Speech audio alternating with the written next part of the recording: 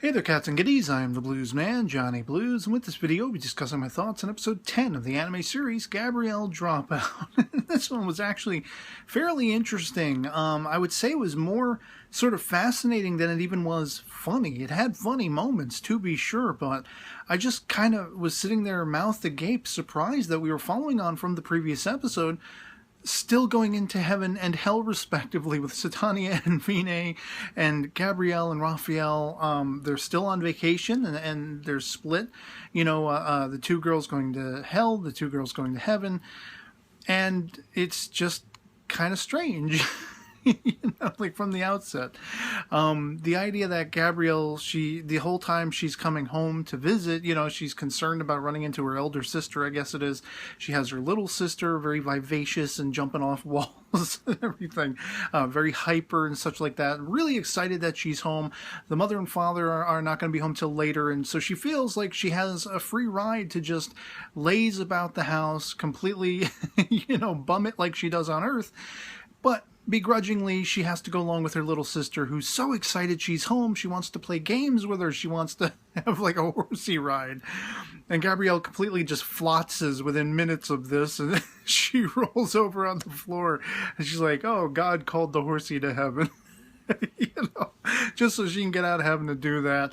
And they're having snacks like roasted beans or something like that, and like she's comparing it to the Showa era because of the wooden toys and everything, and like some of the games they're playing, like bottle caps almost, and all these weird things. She doesn't even really want anything to do with it. She just wants to be able to go to bed and sleep and not have to deal with her little sister, not have to, while the parents are away, while the elder sister is away, she has complete autonomy to just laze about the house, where not for her little sister. So that is actually pretty funny. She's trying to do everything she can as half-assedly as possible. Meanwhile, of course, we follow Satania down to hell, and we're getting to meet her family, and they're all apparently like out of their gourd. They're out of their minds. They're talking about, like, oh, let's have dinner. Let's call the butler. The son's like, there's no butler. We don't have one.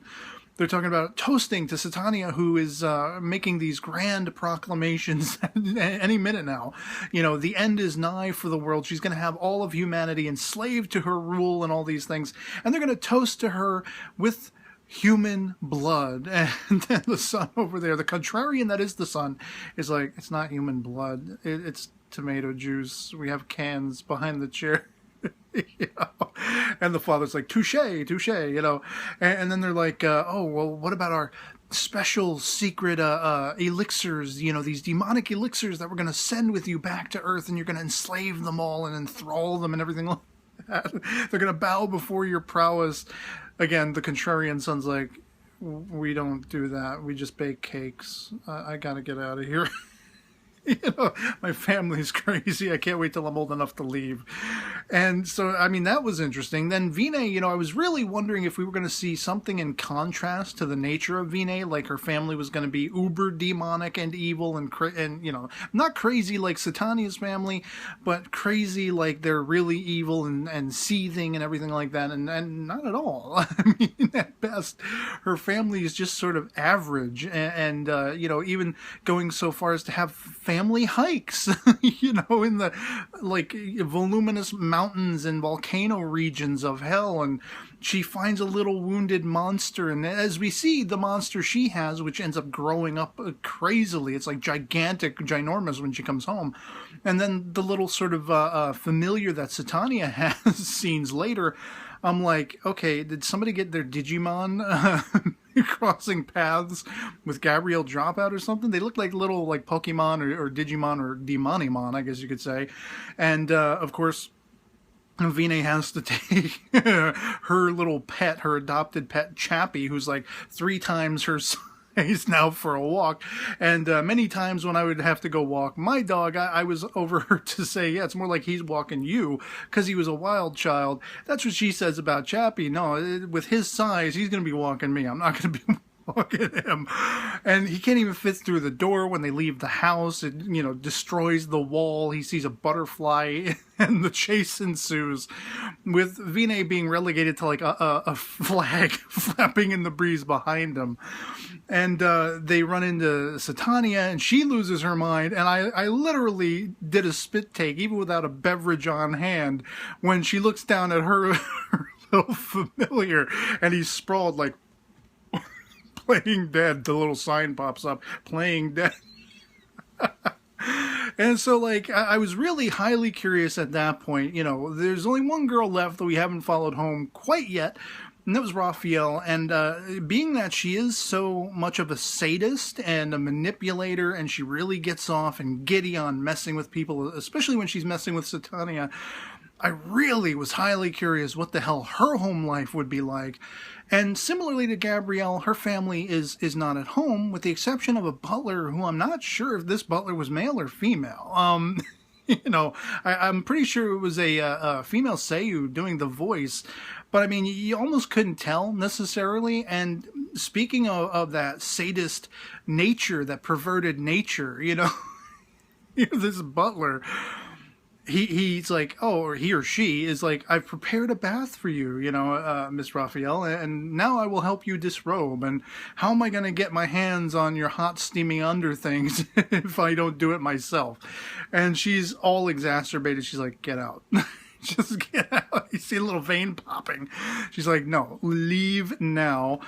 Once she's having her hot, steamy, soothing bath, she just nonchalantly sits up, opens the window, and there is the butler on top of a ladder, a la John Belushi in Animal House, which is what I was reminded of. Only instead of arguably getting a hard-on, knocking him back onto the ground, it's just Raphael. She's like, give him a push. No, down goes the ladder. You're not doing this. You're not recording me. You're not taking pictures of me. Stop. I'm going to call the authorities. So everything is, even just that sort of cursory level of seeing what Raphael's home life is like, it's absolutely perverted and twisted. And this is one of the angels, for crying out loud. So, of course, everything rounds out with Gabrielle and Raphael going to whom I presume was probably God, reporting on their doings on Earth. Basically Gabrielle is trying to completely wipe the floor with this deity whose light is so bright they can't even enter the room until he tunes it down a peg, and she's basically doing this analogous thing where she's talking about her successes in the video games she's played. She's saved 2 whole countries after, eons of war and battle, everything. And so this guy completely falls for it, hook, line, and sinker. I'm going to up your stipends. You're going to get more money. And you see Gabrielle supposed to go like, yes.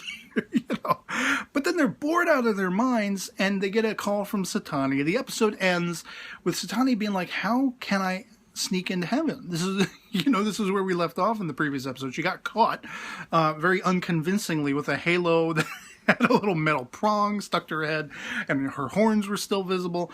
She desperately wants to experience heaven, see what heaven is like, as an extension of her bravado claims that she's trying to twist Gabrielle to the dark path and all these things as she's telling her family. And this immediately sparks Gabrielle, who's bored out of her ever-loving mind. She's actually slept so much she can't sleep anymore. She wants something to do. She and Raphael are going to have a staring contest. After, like, oh, do you want to do squats? No. Do you want to go get donuts? The place ain't open. So this immediately gives Gabrielle impetus to do something, to have fun in some way. And this will allow her to kind of get a jab in at her heavenly surroundings. It's her entire backdrop, her upbringing, by hopefully trying to get Satania in. And I can only hope that we continue on into the next episode, picking up right from there, to see Satania let loose in the heavenly heavens. This could be all kinds of sick and hilarious. I can only imagine the ways with which Raphael might try to have fun with her and mess with her even that much further in heaven, and how much more call to power, in a sense, she'll have if she decides to do that. Are we going to see that little puppy? Like, does she bring the puppy back with her? Any melon buns or lemon buns or whatever the hell kind of buns they are that, Satania always wants so desperately and can never get them for that little puppy's sake that Raphael has under her command. I have no idea.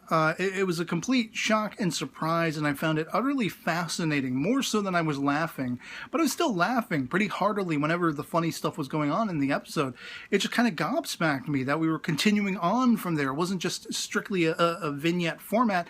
You know, oh, they're going off on vacation and then we'll be back to normal the next episode. No, we're still on that vacation. We're still in heaven and hell. And we're seeing more about the backgrounds of these girls. I am desperate to find out more about Raphael, just meet the rest of her family and see just how far down the rabbit hole of sadism and perversion her family might go, and things like that. I mean, it's just absolutely hilarious and curious to me that this is the direction we're now going. So bring on the next one. Love to hear from you guys in the comments below. If you've seen episode 10 of Gabriel DropOut as well, if you got as many laughs as I did, if you thought it was as fascinating and gobsmacking as I did as well, that we're in heaven and we're in hell and we're seeing the backgrounds of these girls effectively, and what more you think or are you hoping to see happen as we continue on in the next one. Otherwise, that'll be pretty much it for me on this. If this video finds you well, I'll catch you all later. Peace.